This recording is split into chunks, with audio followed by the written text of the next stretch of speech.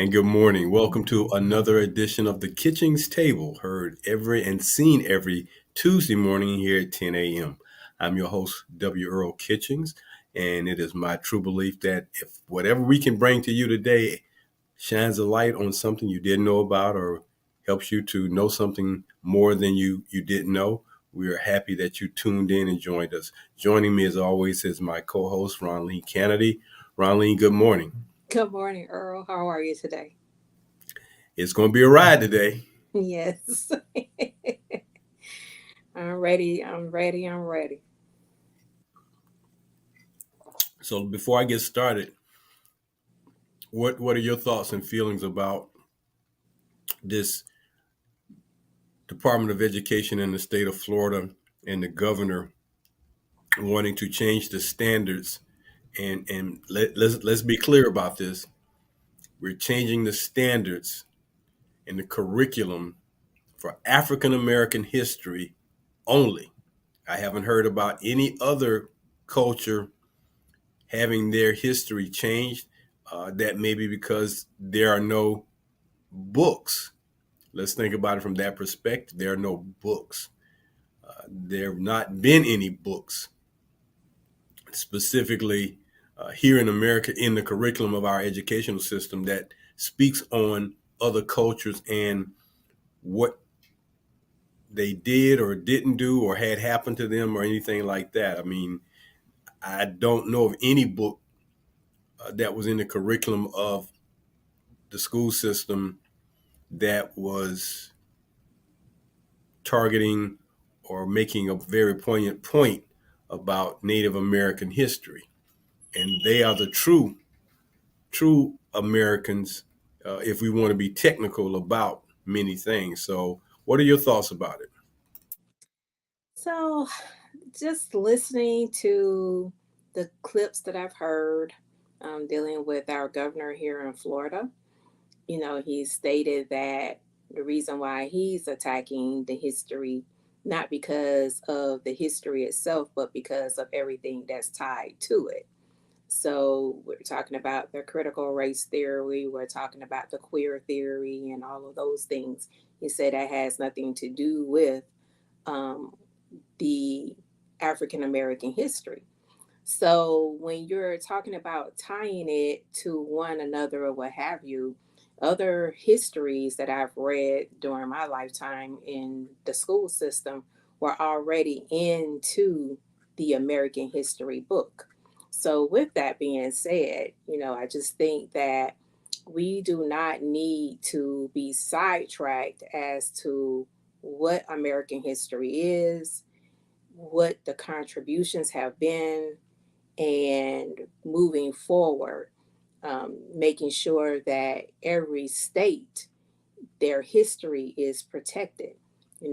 We've played an intricate part in the American history role, and so we should be recognized for that fact instead of being demoralized as we always have been from one aspect to another. Well, it's interesting that a governor is so immersed in wanting to make these type of changes in a in the educational system, and then when you think about what we're talking about, and when we talk about the fact that the First Amendment gives you freedom of speech, which means that speech could be either verbal or written. So we haven't had a lot of history shared with our children and our students, our adults, so that when the history does come forward, we are uh, somewhat surprised at times as to what that history is, pleasantly surprised or otherwise. But no matter what, it's a part of our history, and it shows us that we need to be very good stewards of the information that comes forth. So, uh, while this may be somewhat negative in the fact that he's bringing this forward, Just like the yin yang, it helps us to get some positive things, bring some positive things forward. So I'm definitely not in favor of what he is doing and how he is doing it. And he continues to be on this march to seemingly destroy so many things that are important to people and cultures around the nation, or at least in the state of Florida, per se. Let me leave it there, in the state of Florida. But here you are trying to run for president, and you don't think the things you say or the things you do or the combination of the two have an impact on people, uh, to how they see you and perceive you, and whether or not they feel you are the kind of person who needs to lead the country. We've already gone through one situation of a guy who is detached. So DeSantis seems to be detached in his own way, but he's detaching the state because things are happening in the state that you would have never thought of. Teachers are leaving, employers are leaving, uh, things are just flipping over. But this, I believe, really puts a different spotlight on him and his mindset. And we have to continue to understand that it's going to be like this. Yes, I definitely agree in that regard. Like you said, in his address, he's thinking, you know, that we don't really understand what his agenda really is. And then for him to make the kind of moves that he has made here in Florida, just spells out what his agenda has been the entire time. And that is to run for president. And um, this democracy, as we see it, those changes are going to take place in one way or the other if we do not put a halt to it. So, as one of the clips that I saw where he says, you know, he's going to stop woke, meaning that that is going to die, in his words. And so, think about just us as for people who have studied history, historians, and things like that. If there is no more history to be talked about or whatever, your job goes away. I heard that, libraries are already in question as far as will we have libraries in the near future. We've heard of some libraries closing, so we should have more libraries opening rather than libraries closing, so this thing of study, goes back to what we've talked about in our previous shows, that you get your study on at home, teach your children at home so that you know what your children are taking in. You will be able to explain what your history is and how it derived and things like that. And I'm thankful today to be able to bring forward, something that I had not known right here at my own front door. So, uh, if I have that going on with me, you have that going on with you, then can you imagine every American that needs to know in order to be able to participate into um, democracy today, and to be able to participate into democracy in the future, to know what we're talking about when they see the news, and having to decipher all of that, what to say to their children, grandchildren, great grandchildren, and other generations to come. So I think Valid points, and those things must definitely be given some attention, and regular attention, if you must be honest about it. So our show today deals with Florida's education laws and the fact that you have a governor who wants to continuously put his hand into all the pots that are being put on the stove in the state of Florida, if you will, and he wants to stir them all up to suit his palate. So I want to open this show up today as we go into our discussion points with a quote from George Orwell's novel 1984, his dystopian novel 1984. And the quote says this: Who controls the past controls the future. Who controls the past controls the future. Who controls the present controls the past. Who controls the present controls the past. That's a lot to take in based on the way that is written. But when you sit down and truly think about, you know, controlling the past controls the future, controls the present, controls the past. Okay. So what we're going to talk about today is some of the things that are going on with these new educational standards being changed and the new laws. And I think that's one of the things that is so um, sad in this situation, that these things that this I don't want to say dictator, but authoritarian style type governor, because he only wants it to be his way. When you start passing laws, you start making it a law to change educational values.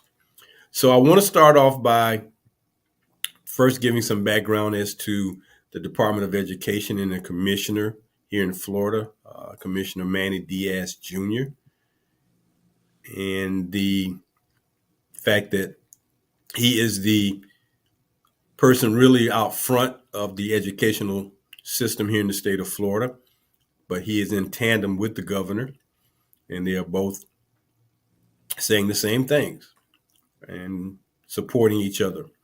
But let me give you what the mission of the Department of Education states. The mission of Florida's early learning 20 education system is to increase the proficiency of all students within one seamless, efficient system by allowing them the opportunity to expand their knowledge and skills through learning opportunities and research valued by students, parents, and communities. It goes on to say that their vision that Florida will have an efficient, world-class education system that engages and prepares all students to be globally competitive for college and careers. The Florida Department of Education State Board is made up of 7 individuals. 5 of the individuals are women. No one who sits on this board is black, at least from what I can see and understand. I had to question one, but I could not find any information. So I'm gonna leave it that is made up of 7 individuals, and 5 of them are women. Uh, the chairman is Ben Gibson. Vice chair is Ryan Petty, Monisha Brown, Esther Bird, Gracie Christie, Kelly Garcia, and Mary Lynn Marger make up the state board. So now the new requirements under House Bill 7, and this is what the uproar or the disenchantment is.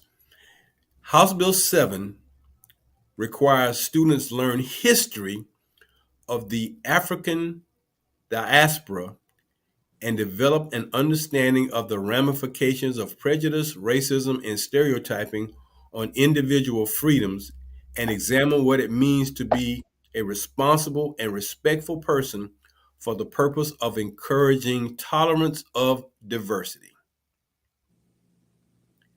There are a lot of words in there that we can just dissect and try to make sense of how they put all this together. But individual freedoms, examine what it means to be responsible and respectful.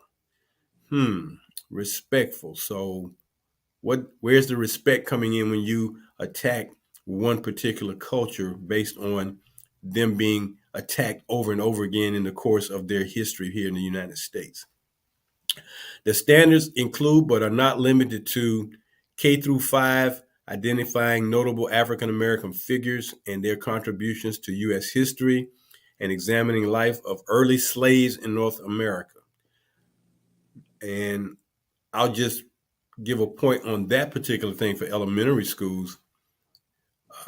I visited an elementary school classroom one time in the last 5 or 6 years, just so you know it wasn't a long, long time ago. But I looked up on the walls at the images of Black Americans that the teacher had on the wall.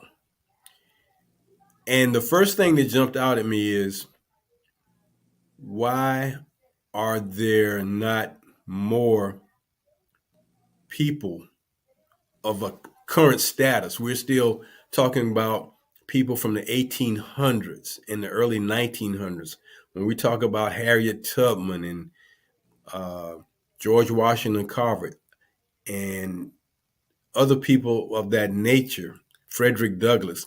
Yes, all these are important, but in the 21st century, have there not been some African Americans who have done some things in that course of time to warrant their pictures being put up? So, and then when they put a standard that says examining life of early slaves in North America, really, who you're talking about examining the lives of early slaves, but yet you're not wanting to talk about the atrocities that some of this perpetrates. I mean, slavery is not a positive thing. Let's be clear. So if you're a slave, you're not in a positive situation. I don't care if you're black or any other color. If you're a slave, you're imprisoned by shackles or any other means to restrain you. That's not a positive. So then for middle schools, it says understanding the causes, courses, and consequences of the slave trade in the colonies, slave rebellions and resistance, and abolitionist movements. Well, of course, if you're restricted or held back or kept from doing things, you're going to rebel, resist, especially from the negatives that we are familiar with. Uh, I don't guess as a student of history at Yale University, they ever showed our governor in the state of Florida the movie series Roots, written by Alex Haley. I don't guess he's familiar with that particular docudrama. Ever saw that to be more familiar with, the times of what Africans who were imported to the United States had to deal with. That was documented in film. And then for high schools, it says examining the development and practice of slavery around the globe, the efforts of founding fathers to end or limit slavery in the United States, roles of enslaved and freed African Americans in the Civil War, and Black lives during and after Reconstruction. You keep talking about slavery. We keep hearing in these three things that slaves and slavery.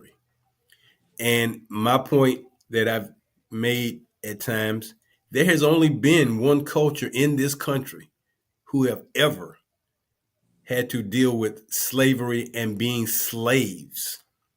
And those are people of color, black people, not other colors, not even Native Americans that I'm familiar with, and there may have been some who might have been slaves, but it's not as visible. It's not being as spoken of as much as it's been for Black Americans. So these new standards, which they say are include but not limited, and you want to help children learn, and you want everybody to learn everything that's out there. Well, there is, as the uh, commissioner uh, has indicated, well, there's good, bad, and ugly, and you can't learn the three of those things without overlapping into the good, the bad, and the ugly.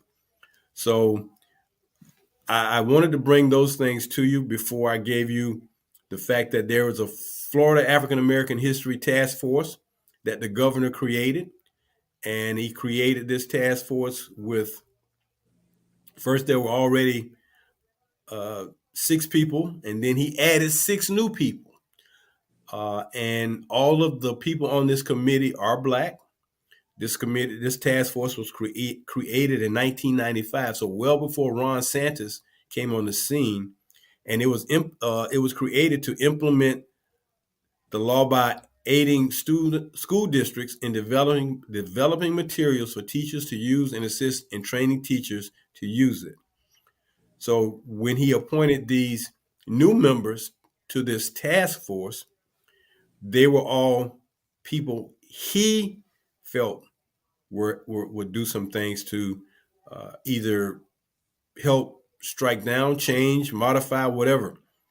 And the six of them are black. Five of the six are Republicans, and one very conservative Democrat. State Representative Benny Jaquez, Tori Alston, uh, Glenn Gilzine, Dr. Francis Priestley Wright, John Davis, and State Representative Kimberly Daniels. Those are the new people that the governor appointed to this task force.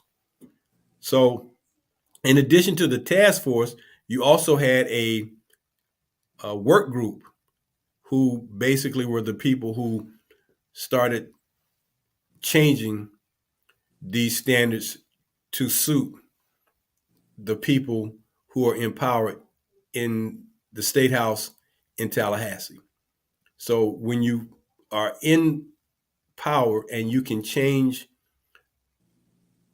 the people who are going to make decisions, when you are in power and you can change who the Supreme Court justices of the state are, when you can just change everything to suit and fit your agenda, and almost not feel that you represent or work for every member, every Floridian in the state. Just like the president, you're not working for a particular area. You work for over 300 million citizens. So when you say we're all people, you're not speaking for all. And when you say, we all feel this way, no, we don't all feel this way. You're dissecting it the wrong way. Your particular views are seen by your particular constituents. So when you say all, you should say all my constituents see it from my perspective, but not the entire state, not the entire country, because not many people see it the same way you do. And they're not happy about how you're doing it and the fact that you just strong arm some of these things. So, Ron Lee, let me just ask you this. Could you, or do you, or are you aware of what the acronym WOKE stands for? Uh, Tell us. Okay, I wasn't trying to put you on the spot. I was just asking because uh, the acronym stands for wrong to our kids and employees. Wrong. So when you hear, folks talking about the woke theory and we want to stop woke or things of this nature, they want to stop any efforts to do wrong to our kids and employees. And it is considered uh, also as the Individual Freedom Act, the IFA. So if you hear woke or IFA, but the law prohibits teaching or instruction that espouses, promotes, advances, compels students or employees to believe uh, any of the eight concepts. They have eight concepts that they put forth. I'm not going to go through all of those. But I found it interesting that a reporter spoke to one of the members of the Board of Education,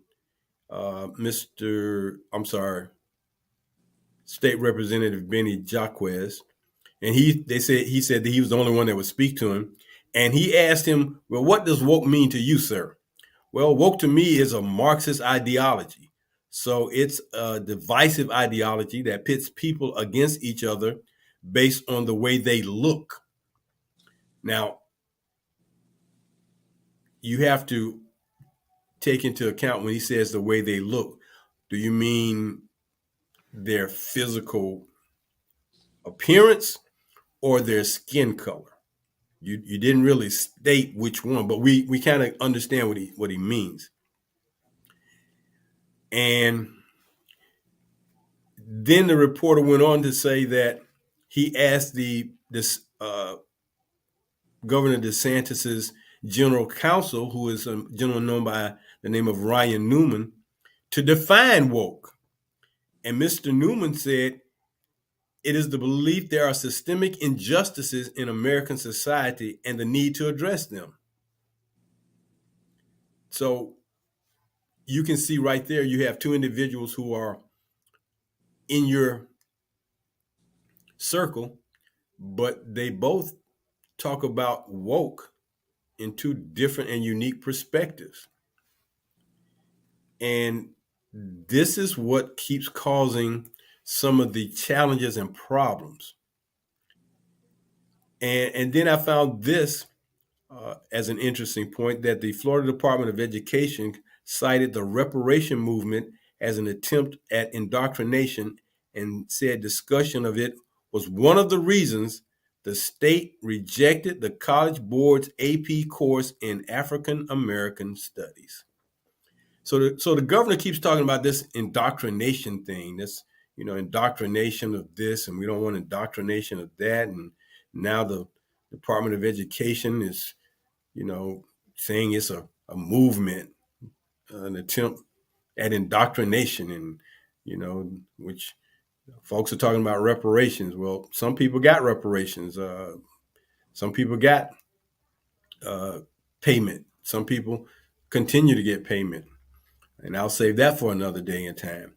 But this new standard for how Black history should be taught in state public schools in the state of Florida has sparked criticism from civil rights and educational advocates, because these advocates say that students should be allowed to learn the full truth of American history. But this board that the governor has put together is saying no. You can't teach all by teaching portions and parts. And I believe this debate is going to go forward. It's going to. I'm just curious if they, if it's a law, can we repeal the law later on after the governor gets out of office? Can we say no? We're going to stop doing that. We're going to change it back. This new legislation bars in schools to give instruction that suggests anyone is privileged or oppressed based on their race or skin color. Gee, forget the oppressed part. What about the privileged part? Mm. People who have been privileged. Mr. Governor, you've been privileged for quite a while. You're privileged to this day. And forevermore. And forevermore. You don't know what it's like to be oppressed. You don't know what it's like to be denied. You don't know what it's like to be told, no, you can't do this. You don't know what it was like to have two bathrooms and two water fountains and two lunch counters and things of this nature, so that you cannot participate as an American in things. We heard the stories of Americans fighting on the battlefields and doing things athletically, wearing the USA banner overseas, and come back home and they're not treated the same. So I don't know what planet he kind of lives on when he talks about not wanting to do anything based on privilege, uh, oppress of because of race or skin color, because that's what this experiment, or part of the experiment of democracy, I won't say the whole experiment, but part of this experiment in democracy has been about. You pick and choose how you want to do things, or as has been done so often, the goalpost or the finish line moves. It moves further away. It moves closer to the winner after you hold back everybody else in the race. You let someone get a large lead, and then when it gets to about 45 meters in a 50-meter race, you tell everybody else go and catch up and try to win. Mm. So we talk about privilege and oppressed, but they do this to those individuals who are privileged, who have not had privilege and who have been oppressed. And this thing that continues to be fighting wokeness, I don't even, when this came about, I wasn't sure why it came about, but saying wrong hour kids and employees, okay. So folks flip that woke thing different ways to suit them. Uh, and listening to something that a clip of uh, the Congresswoman from Georgia, Marjorie Taylor Greene, Green Taylor, talk about um, her viewpoints. They are so slanted and outrageous that you have to just shake your head when she says things, because it's, you just wonder what are they reading, what are they looking at, what, it's just, where is this coming from? But these standards that this governor and his purported work group have put out in front um, is amazing. What do you think? Hmm. I'll tell you more after the break. This is the Kitchings Table, heard on Tuesday mornings at 10 a.m. So we ask that you join us here online or by any other social media platform to get our thoughts about things going on in the world as we know it. We try to be as objective as possible, but sometimes objectivity is just not possible. We have to be a little, maybe 51% as opposed to being at 50%.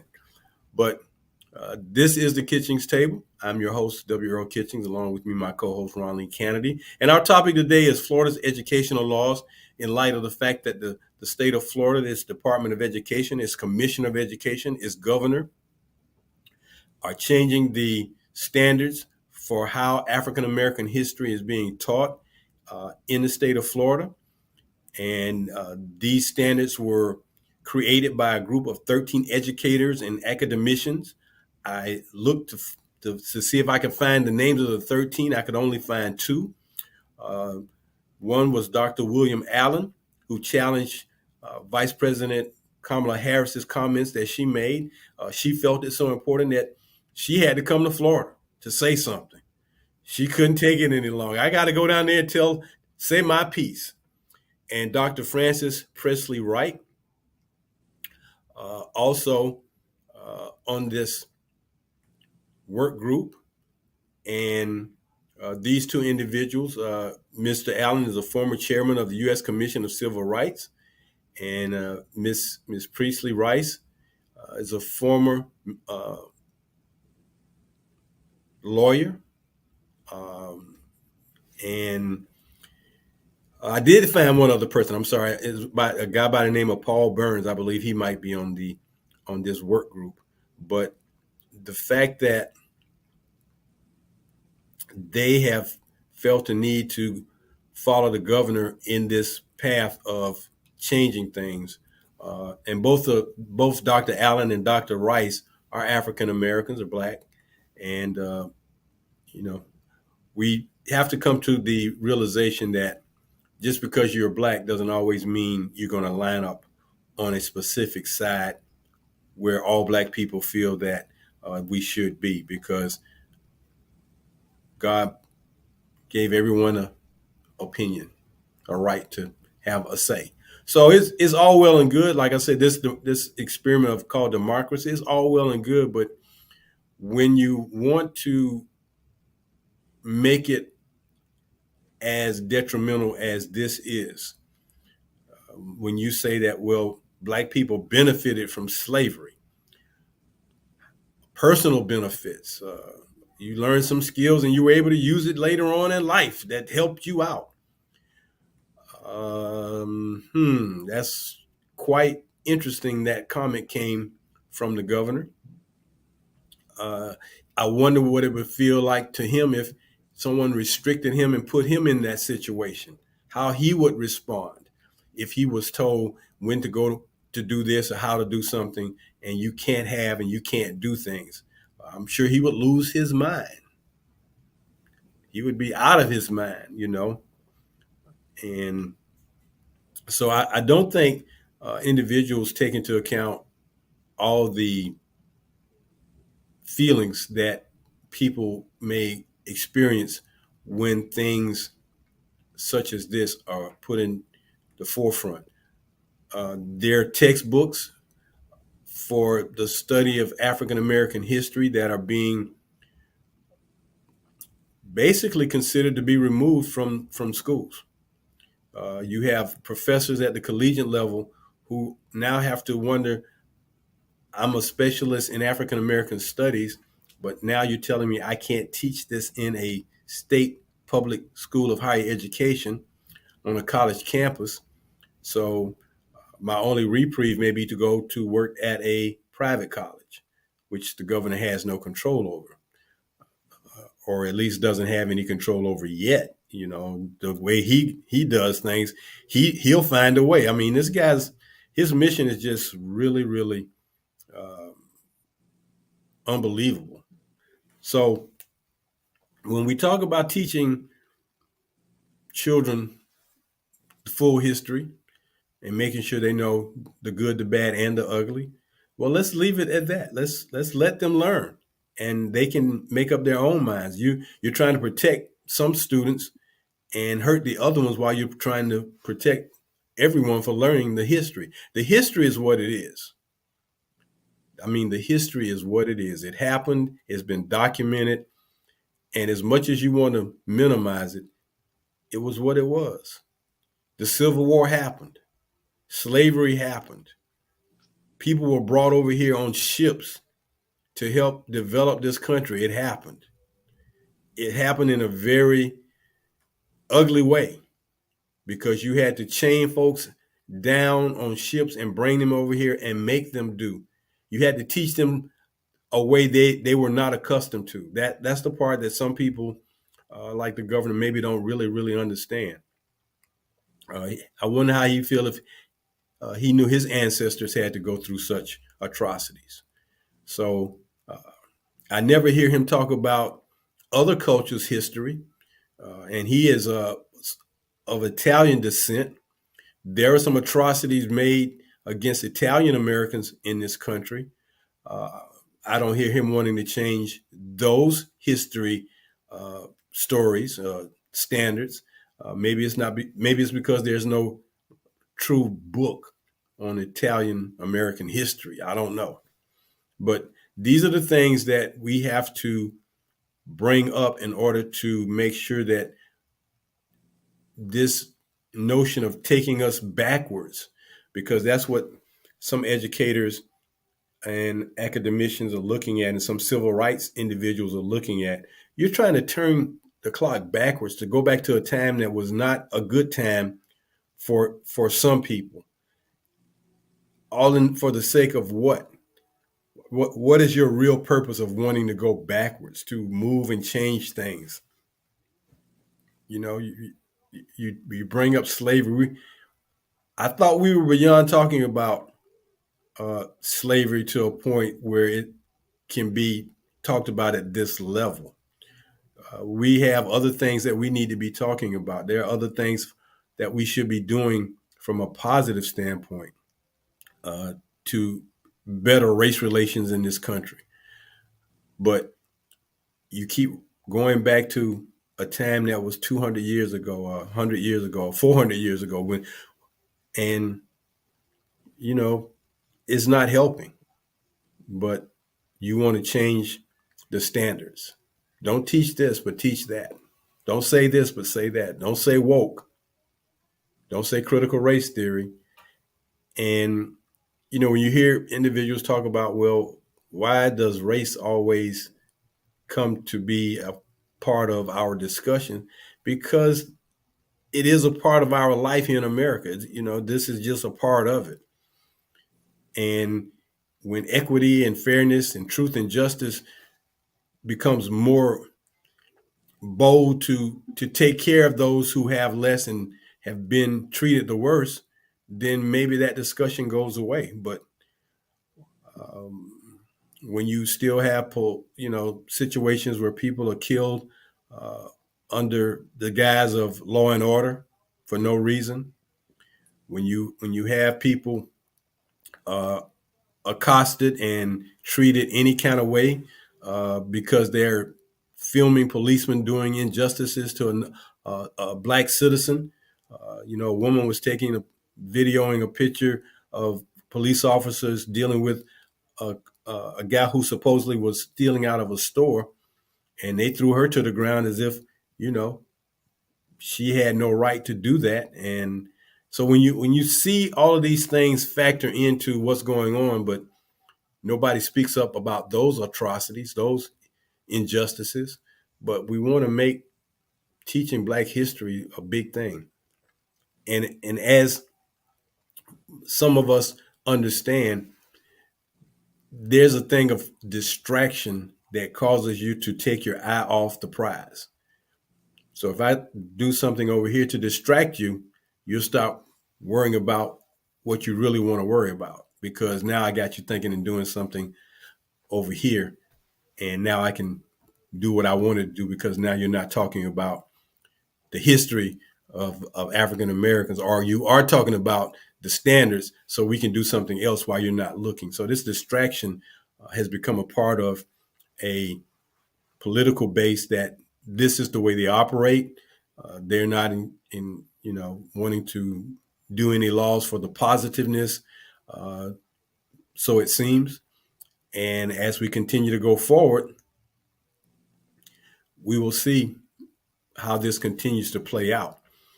I'm looking at a comment that the governor made uh, when he talks about, uh, it says that the governor, uh, this comes from a gentleman by the name of Andrew Spar, says the governor is pursuing a political agenda guaranteed to set good people against one another, and in the process, cheating children, cheating our kids. Um, we want our kids. You want a world class educational system. How do you achieve that if you don't talk about everything? I thought that's what education was about, teaching you about everything. But for those of us who have had to deal with this throughout our lifetime, we continue to fight a fight to bring about those things that are needed to be spoken about. And this is going to be one of those historical things. I wonder if this is going to be put in the history books. I was thinking when you asked me what was woke, did I know what the acronym stood for? The first thing, in all of the reading that I've been doing, to me, it stands for War on Kids and Employees. You know, Not woke, not wrong, but war. war, Okay. you know, um, because when the children, how are the children going to learn? They have to go to the classrooms. If they're not going to be taught at home, or they can't be taught everything at home, because whoever is at home don't know everything, right? The Hmm. different subjects that they need in order to be successful, at the end of the term of learning from K through 12. So with that being said, that's where the school system comes in. They have a way of being equipped to for them to learn, to be able to catch on, through repetition, and reinforcement of what they're learning or what they're comprehending. And it is their job to find out, is there any breakdown into their learning process. Hmm. But now, if the employees, if the teachers are who are educating your students, if they are afraid to be able to teach what is being administered, because they don't know if they're going to be fined, they don't know if they're going to lose their jobs, and it has nothing to do with misconduct. It's all about teaching what's in the book. And then, who wants to teach something? I heard Ron DeSantis say, you know, um, basically, he doesn't want to do something that's wrong, right? He doesn't want to lie to people. That's what he was saying. Really? But who wants to be in the classroom lying to their students when they know it's a lie? Because they are the ones who had to study history first. This they, in order to be educated and be able to be an educator, they had to be educated first. They had to do their research in order to go through their studies or whatever, in order to make the grade, in order to get earn their degree. So in their research and what they were taught and the people that they learned from, who probably was there firsthand, or they have books that they've read, things that were left behind, artifacts or what have you. You cannot overlooking those things. So who wants to be, you tell you tell your students not to lie, you tell your children not to lie, but you're going to continue to lie to your children and sell them what? So um, that's where I am with the war on kids and employees. Well, the governor signed this bill into law that restricts teaching about race in the classroom. Now, here again, we talk about race, and when we talk about race, we're talking black and white. We don't talk about no two other colors, no two other races. It's always black and white. And you make a good point when you have teachers who are learning historical data, historical facts, historical information that they want to teach to students who want to become history professors, history teachers. They want to learn. I mean, and it's a lot of books, millions of books. And when people have taken the time to research and compile to make a book to bring about facts, uh, you know, but when you don't want those facts to be minimized. But when you have people who want to create, as it was brought out a few years ago, alternative facts, aka lies, is difficult. So now teachers can't teach because you might lose your job. Teachers can't teach because you could go to jail because you're breaking the law. Because a governor and his political powers in Tallahassee have created these things where it's structured in a very tight vacuum almost. So again, when you talk about rejecting uh, advanced placement of African American studies in the high schools, you want us to still continue to just dwell on the old history facts, not expand those facts to learn more and the new history facts. So this battle will continue, and I'm sure it will be a contentious battle when they start debating, when the race for the nominations for the Republican Party comes out. I had an interesting thought as you were talking about history teachers. I would love to see the governor Ron DeSantis have a debate with Dr. Cornel West. I would love to see that debate.